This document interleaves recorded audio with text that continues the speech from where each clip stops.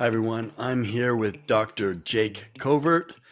He is a chiropractor. He is located at the Fitness for 10, or not the Fitness for 10, the Parkway Athletic Club. They're all probably, by the time you're seeing this, Parkway Athletic Clubs. But he's in our Parkway Athletic Club South in Reno, and he's got an office there. So thanks for being with us, Doc. Thanks for having me. All right. So if you guys like information about personal training, nutrition, interviews with doctors, and so on, kind of from a holistic standpoint, what happens in a gym, what to expect in the gym. You have questions about that, subscribe to the channel, and I think this will give you some a place where you get some fun information.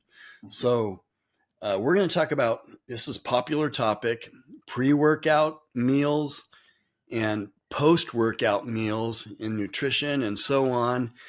Does it matter? And, we're going to get your opinion on that today, Jake. So, what do you have to say about that right out of the gate? I think pre-workout nutrition, especially, and depending on the type of workout that you have, it's one of the most important meals of the day, essentially, especially if you have a bodybuilding background, a powerlifting background. Everything is going to be based off of how you feel yourself for that workout, for the optimal function that you're trying to achieve. So in terms of bodybuilding as well, which is kind of a bigger area that I like to focus in, that is one of the most important meals of the day. And you need to be able to make sure that you have enough carbohydrates that you consume before the workout to not only fuel your workout, but to be able to essentially have the building blocks that you'll need thereafter the workout so that you can grow as much muscle as possible. So you like to get some of the things that are important for after your workout, before your workout. Like I always take amino acids before my workout. I pound a lot of amino acids, and I take my creatine before. I know you can take before and after. I've never thought it was really a big deal whether it's before or after, but my pre-workout and post-workout is basically all one, and sometimes after, sometimes before, but it's a lot of supplements for me. But I'm in my 60s also, and I can work out fasted. I always take my amino acids and some supplements so I'm not fasted because I've gotten, 20, 25 grams literally of just amino acids, not protein, amino acids, which is probably equivalent to as much as 90 grams of protein. I don't know. What do you think? But, 25 grams of essential amino acids and leucine and the branch chain aminos, 25, 30 grams. That's probably equal to maybe as much as 90 grams of protein, right?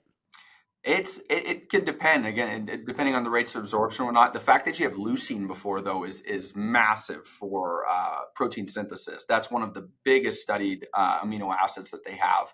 For me personally, especially because I try to do more of a bodybuilding regimen, it's typically about, I'd say, a quarter of a gram to a half a gram of carbohydrates per body pound that I have before my workout. The biggest thing I like to focus on for my bodybuilding clients too is you need to harness the anabolic potential of insulin, because insulin is actually the most anabolic hormone in the entire body. And so if you're able to properly use that and time that throughout your workout, you're going to get really good results essentially. And so you kind of need to level out where you're not going to crash, but where you want to feel it for the whole workout.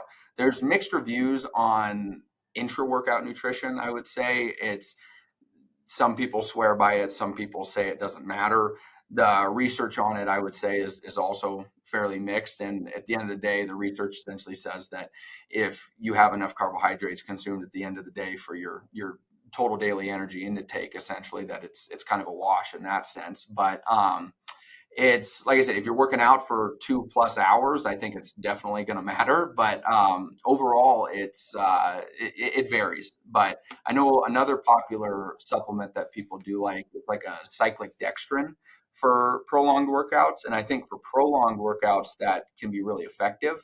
But the thing with cyclic dextrin is it has a very slow insulin release, essentially. So it's a very stable release as you're working out. Whereas if you have a shorter workout where you're just trying to build muscle, you're going to want a sharper insulin spike to essentially enhance the anabolic effects of insulin. So lots of ways to chop it up, but that's for pre-workout. That's kind of how I like to look at it. Yeah, very interesting. And another thing, I say this probably on half the videos that I'm involved in, is everyone's different. um, if you're obese, do you really need to eat any carbs? You're not going to die, you know. If you're obese, I mean, and you don't eat any carbs for a week, I promise you won't die. Yeah, and that's also a huge point as well. If someone's diabetic and they're going to work out, one of the hallmark signs for diabetes is essentially the inability for the protein, the GLUT4 inside the muscle cells to be able to translocate to the top of the cell. And if and that's also goes in the whole insulin response as well when you're starting to lift weights with that receptor. But that's a great point, because if that receptor is not functioning, it's essentially a wash with the anabolic response that you can be getting, and they don't need to eat anything right before, and they'll be just, like you said, they'll be just fine essentially going in fasted working out. So another thing I take before my workout is I take arginine and citrulline. Mhm. And I'd go through all the pre-workout formulas and supplements, and I'll look what's in common in all those things. Yeah, And then I'll take those separately and take a higher dose. What do nice. you think of citrulline, arginine supplement before a workout? I'm a big fan of them. And like I said, anything that you can get to increase the performance and workout is great. And like caffeine, for example, caffeine is a phenomenal supplement that you can use to kind of increase the intensity of your workouts.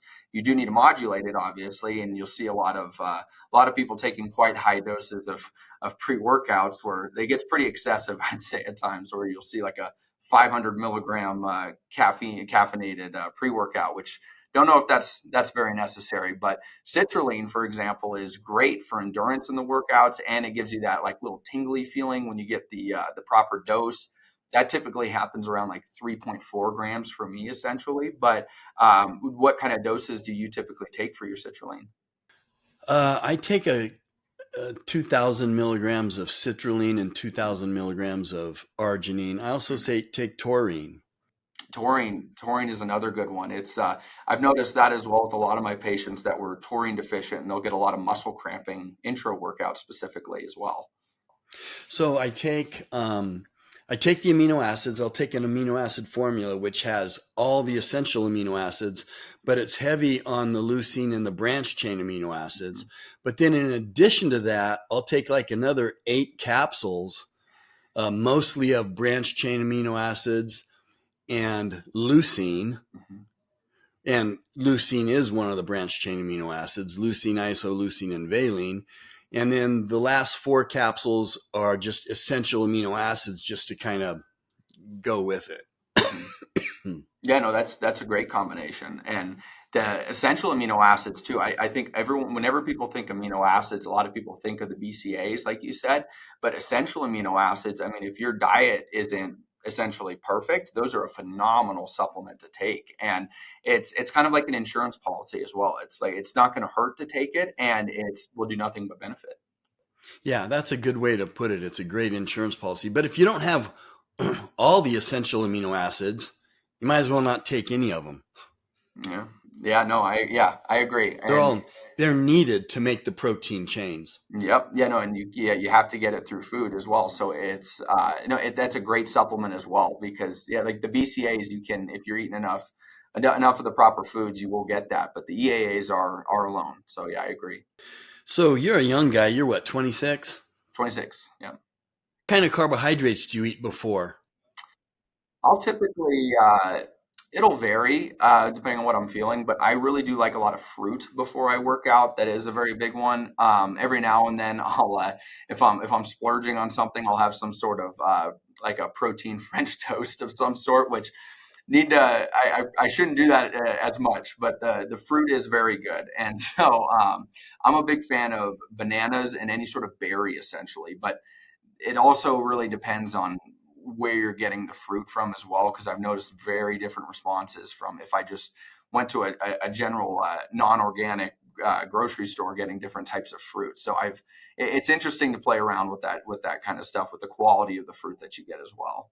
It matters. It's got to be organic. So how about post-workout nutrition? Post workout, again, it's important to get enough carbs again to replenish glycogen storages that have been depleted during the workout. But obviously, getting a good amount of protein is also going to be very important to try to rebuild essentially after the workout. And I don't typically have as heavy of a carbohydrate post workout as I do for my protein, but I do try to have some sort of longer lasting carbohydrate release essentially. Like I'll try to do some sort of like oat with a protein essentially, or some sort of like eggs or something like that. So anything that'll keep me a little bit fuller and more nutrient dense food is what I usually try to focus on after the workouts. Yeah. And again, the protein is critical. Mhm. Yeah, protein is very critical, and the amount that you're eating towards the end of the day. It's and that kind of raises another point with the protein is it's in terms metabolically, it's a very expensive macronutrient to digest specifically. And so if you're looking at your total daily energy expenditure, increasing your protein is also a really good way to essentially burn more calories, because it raises your resting metabolic rate. And so, and then you have to account for the thermic effect of food, obviously, and your exercise activity thermogenesis. But it's a great thing to leverage in workouts, especially like post workout and throughout the day, if you're trying to feel more satiated and burn more calories. You said obviously the thermal effect of protein.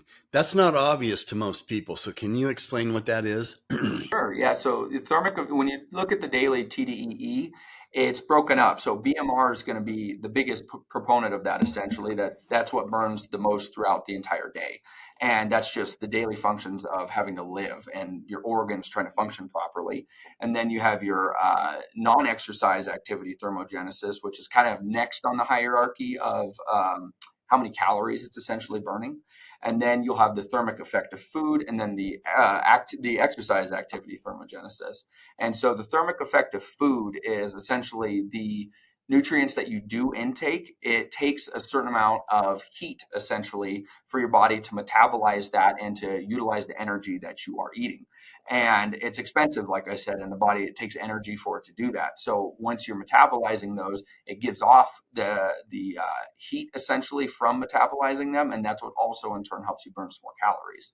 And ironically, I think that's another interesting point, is that a lot of people, if they're trying to lose weight or they're on some sort of weight loss journey, it's everyone points towards activity. And ironically, the activity portion of the calorie expenditure of your day is actually the lowest. And like I said, the exercise activity thermogenesis, and it really comes from the non-exercise and the BMR. And that is the biggest proponent of the total daily energy expenditure. All right. So let me translate that from doctor to people. So BMR, that's the amount of calories that you burn without expending any energy, right? Yes. No energy. I mean, no exercise. And the thermal effect, you said, basically with all those words and acronyms, is protein takes a little more energy. Talked about the heat. It takes a little more energy to process it, correct? That's correct. Okay, so it takes a little more energy to process the protein than it does to process the carbohydrates. Exactly. Yes. So there you go. Look, I wrapped it up into a couple sentences. Yes, that is correct. And so I guess in a short, if you are trying to get in some sort of calorie deficit, if you do prioritize your protein, that is a very easy and simple way to get into a calorie deficit. Plus protein, you're going to feel satiated, which means full.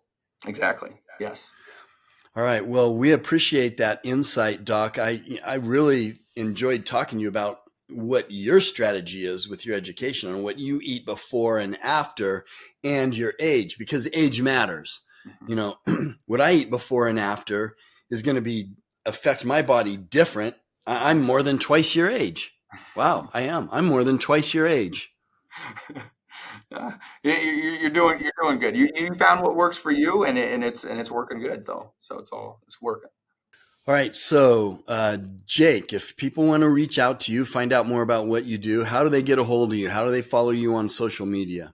Yeah, they can follow me on my Instagram at info@Atlas Chiropractic, and then my website is www.atlaschiropractic.us. All right. Thanks for being with us, Doc. Thank you, appreciate it.